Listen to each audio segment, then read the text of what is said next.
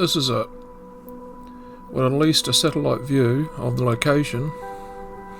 New Zealand's most remotest place. What do you mean you don't have the foggiest where it is? And what do I mean when I talk about the remotest place? Let's deal with that. The two criteria are: it's on one of the main islands. I'm sure there's a spot in the Antipodes, the Campbells, the Aucklands that would meet a more broader description.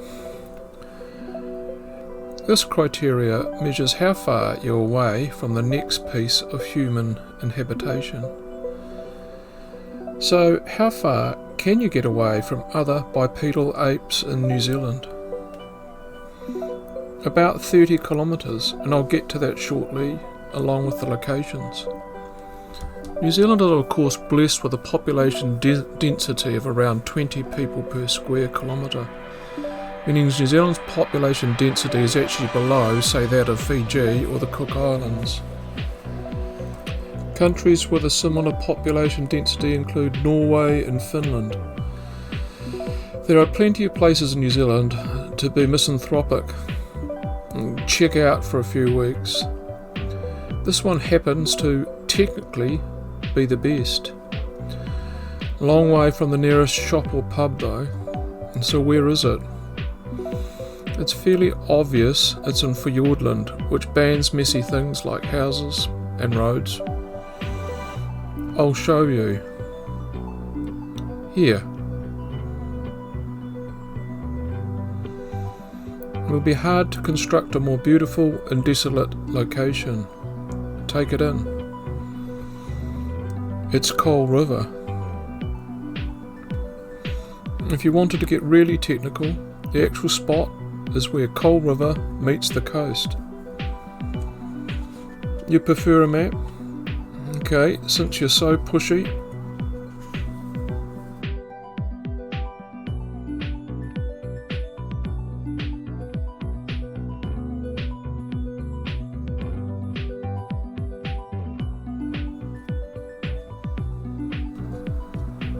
Just north of Resolution Island.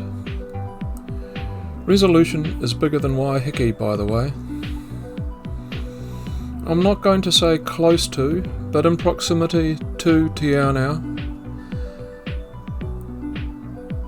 Dusky Sound, which isn't really a sound, it's actually a fjord, named by Captain Cook on his first world tour in 1770, the one in which he stayed on the boat.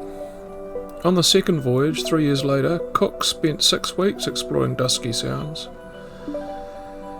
Dusky Sounds, or Tamatea, have an indelible place in New Zealand history. The first recorded place a European woman touched shore, the year for that was 1793. It was also the site of the first European house. The first place a seagoing boat was built. The first site of a shipwreck, and that in itself created yet another first. The year was now 1795, and confusingly the vessel that went down was also called the Endeavour, yes, another one. Amongst the 244 maroon occupants of the Endeavour was a sizable number of women, who became the first European woman to actually live in New Zealand. For a brief moment in time, Luncheon Cove became the largest European settlement in New Zealand. The last first is a little beauty. Dusky Sounds was the site of New Zealand's first beer brewery, manufactured out of Rimu and Manuka, which apparently was so dire Captain Cook had to mix it with rum before his crew would drink it. Still, let's get back to Coal Creek. Try and work out the options to get there.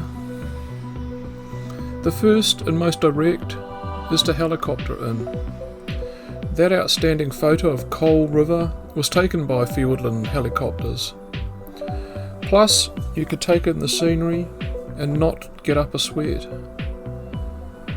The second option is to charter a boat or hitch a lift on a trawler. say the entire way, or close enough to walk or kayak the rest. Now to the third and fourth options, and a little warning to start off with. This is the Dragonfly, an aircraft that departed Christchurch on a sightseeing flight down to Fiordland in 1962. The plane, the pilot and the 4 passengers have never been seen again, despite continued searches. And then there is this. Rain and more rain. How much rain? 6 to 7 metres per year. Fiordland is in fact the 4th wettest place on planet Earth. Number 3 option, getting to Cold Creek, is to tramp. If you wanted to be a purist and do it entirely under your own steam.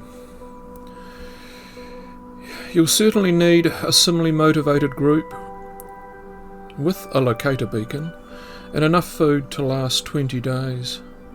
My meagre knowledge would be to get to Supper Creek Hut and bush bash the rest of the way.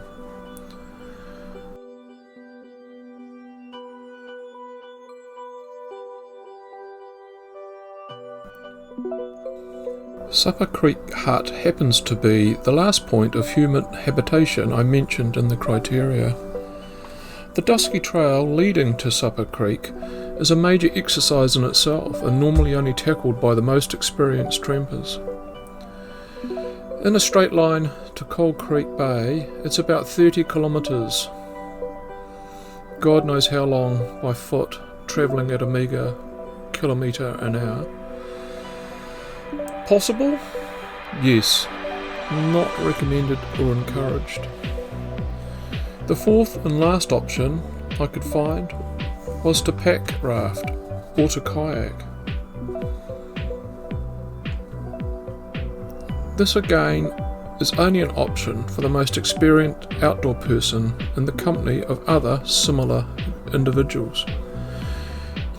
You can cover way more ground and at an easier pace than bush bashing. Combining with, say, a trawler could be the deal. Opens up possibilities. Expert sea kayakers could also tackle the ocean route. Here's the recommended reading on that.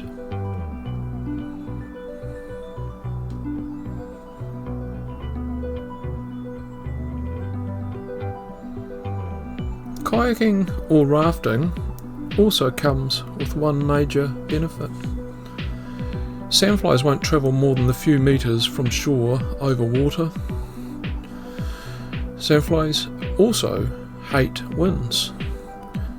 So travelling along the coast or along the sounds will mean you'll largely be unmolested for some period of the day. There you have it. My options how to get to New Zealand's remotest point.